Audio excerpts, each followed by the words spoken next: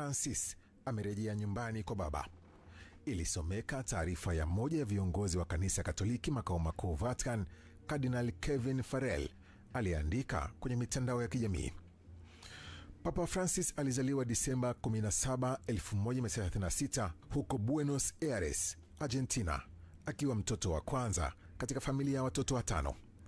Wazazi wake walikuwa wamekimbia nchi yao ya asili ya Italia ili kuepuka siasa ya mrengo wa kulia kati ya mwaka 1922 hadi 1943 chini ya Benito Mussolini. Wazazi wake walimpa jina la George Mario Bergoglio, ambapo akiwa kijana alianza kuhudumu kanisani akipata elimu ya dini katika shule na vyuo mbalimbali ikiwemo seminari ya jimbo kuu huko Villa Devoto, Buenos Aires.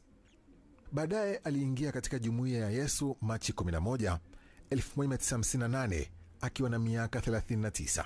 Mnamo mwaka 1960, George Mario Bergoglio, ambaye ni Papa Francis, alipata leseni ya falsafa ya dini na utu kutoka chuo cha Colegio Maximo de San Jose.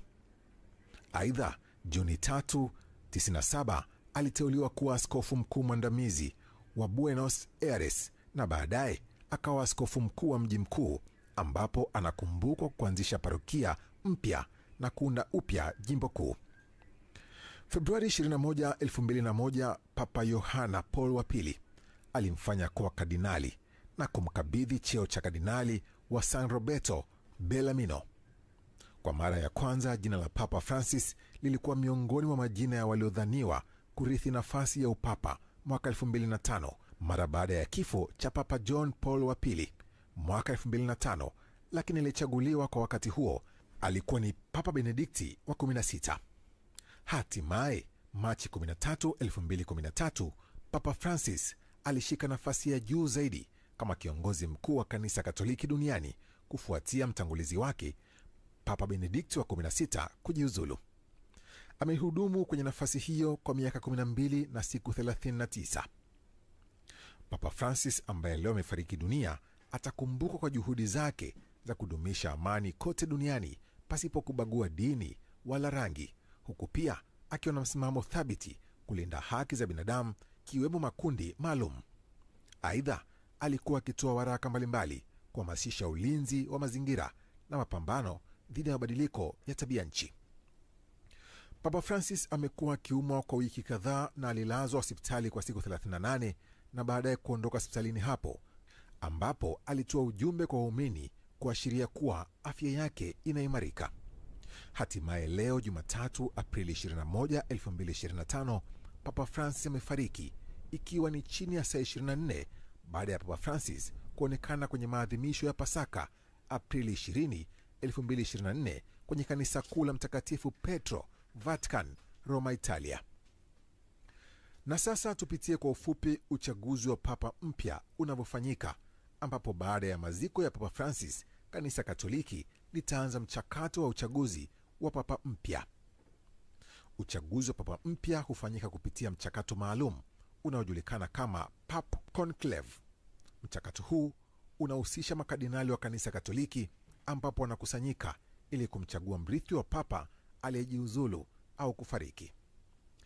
Makardinali 115 kutoka sehemu mbalimbali duniani hujikusanya Vatican, ambapo kila mmoja anatoa kiapo cha kutunza siri kuhusu mazungumzo na maamuzi yatakayofanywa wakati wa uchaguzi. Uchaguzi hufanyika kwa njia ya kura za siri. Kila kardinali anapiga kura kwa kutumia karatasi maalum, ambapo jina la mgombea aliyempenda linaandikwa. Ili kupata mshindi, mgombea anahitajika kupata kura 77 kati ya 115 zinazohitajika. Baada ya kila duru ya upigaji kura, matokeo yatangazwa. Ikiwa hakuna mgombea aliyepata idadi inayohitajika ya kura, mchakato unaendelea na makardinali wanaweza kujadili zaidi kabla ya kupiga kura tena. Wakati wa mchakato huu, moshi mweusi hutolewa kutoka kwenye kanisa ikiwa papa hajapatikana, na moshi mweupe hutolewa mara tu papa mpya anapochaguliwa. Mara tu papa mpya anapochaguliwa na kukubali wadhifa huo, kutakuwa na tangazo rasmi kutoka kwenye balkon ya kanisa kuu la Mtakatifu Petro.